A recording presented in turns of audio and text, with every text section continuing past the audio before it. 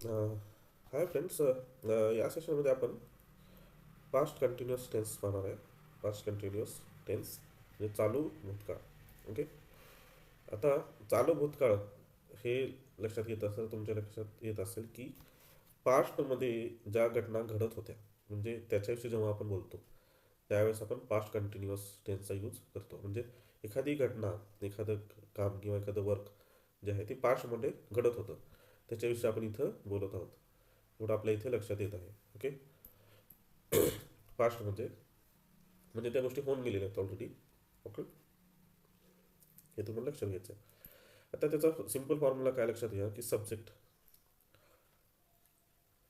Was किंवा were, वर्बचा I N G form, म्हणजे वर्बला आय एन जी फॉर्म पाहिजे आणि remaining part of sentence. Okay.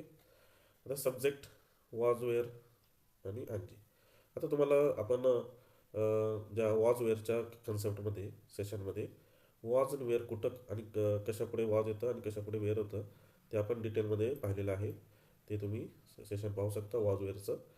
तर ते इथे पण तोच यूज आहे. ओके. हे लक्षात ठेवायचं आहे. म्हणजे I was, we were, you were, you were, he was, she was, it was. Okay. परत कॉमन नाऊनच्या पुढे वॉज किंवा प्रॉपर नाऊनच्या पुढे वॉज आणि देच्या पुढे वेअर. हे अशा प्रकारे आपण यूज करतो. ओके.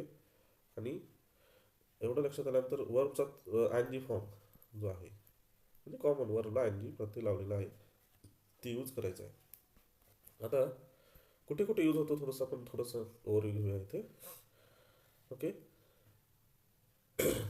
तर प- त्याला म्हणजे त्याला इथे लक्षात घ्या की पास्ट कंटिन्युअस टेन्सला इथे काय म्हणतं आहे की पास्ट प्रोग्रेसिव्ह टेन्स असं म्हटलं जातं. पास्ट प्रोग्रेसिव्ह टेन्स असे म्हटलं जातं to talk about the things that were happening in the past.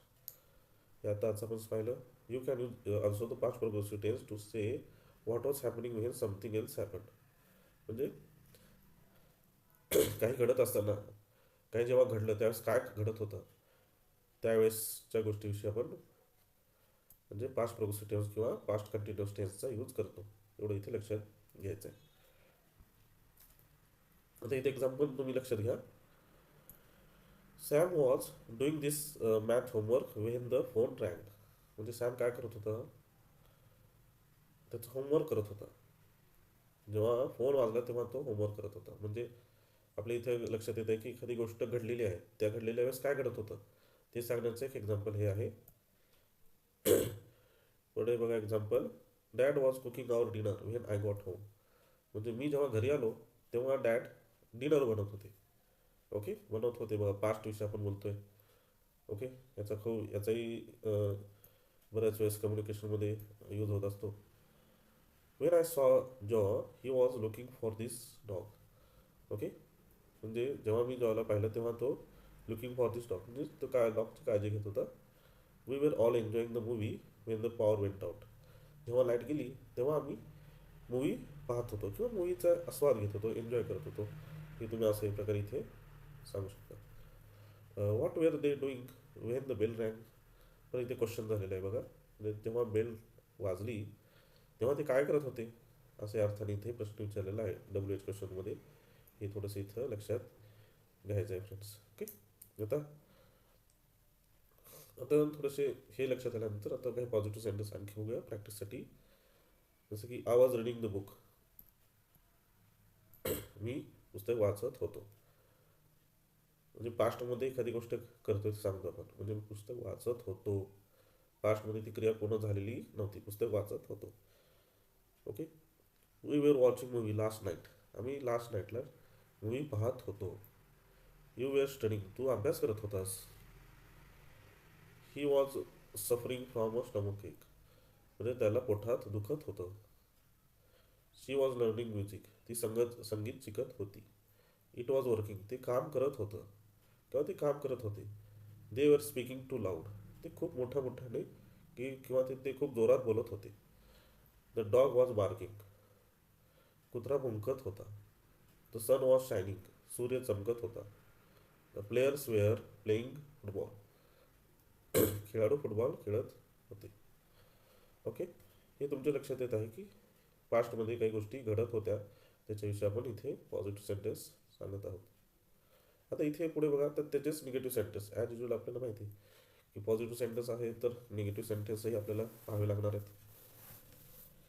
पुढे बघायचं, we were not watching TV, आम्ही टी व्ही पाहत नव्हतो.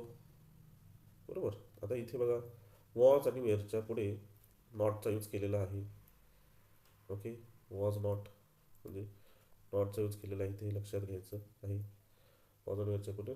ओके, त्याचबरोबर she was not driving her car, ही तिची गाडी चालवत नव्हती. It was not raining yesterday, काल पाऊस पडला नव्हता किंवा काल पाऊस पडत नव्हता. He was not working when I called him, मी जेव्हा त्याला कॉल केला तेव्हा तो काम करत नव्हता. Okay, the phone was ringing at that time. Okay, त्यावेळेस फोन वाजत होता. त्यावेळेस फोन वाजत होता. I was not working last year, मी गेल्या वर्षी काम करत नव्हतो.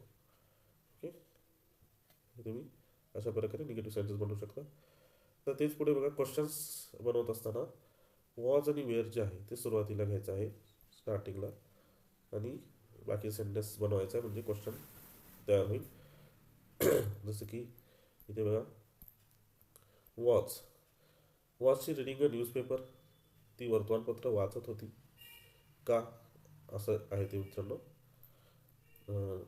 वॉच रिडिंग न्यूजपेपर, ती वर्तमानपत्र वाचत होती का, किंवा असं तुम्ही हे जरी असं जरी म्हटलं ती वर्तमानपत्र वाचत होती, त्याला जर असं होती असा सुद्धा प्रश्न विचारला जातो, ती वर्तमानपत्र वाचत होती.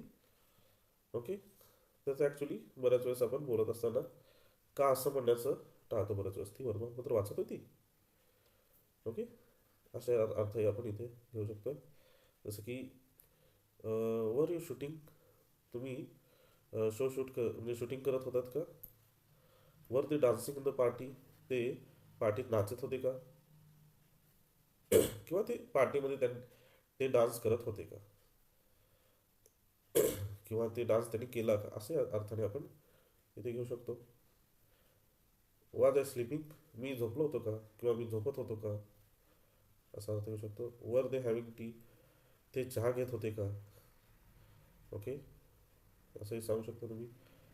Was it raining on that day, त्या दिवशी पाऊस पडत होता का, किंवा त्या दिवशी पाऊस पडला का किंवा पडत होता का, अशा अर्थाने तुम्ही इथे क्वेश्चन इथे बनवू शकता. ओके, तर अशा प्रकारे तुम्ही वॉज आणि वेअरचा यूज करून राईट क्वेश्चन बनवू शकता. त्याचबरोबर इथे वॉज नॉट आणि वेअर नॉटचा यूज करून तुम्ही निगेटिव्ह सेंटेन्स बनवू शकता, आणि त्याचबरोबर पॉझिटिव्ह सेंटेन्समध्ये सुद्धा तुम्हाला कशा प्रकारे बनवायचं ही आयडिया आलेली आहे.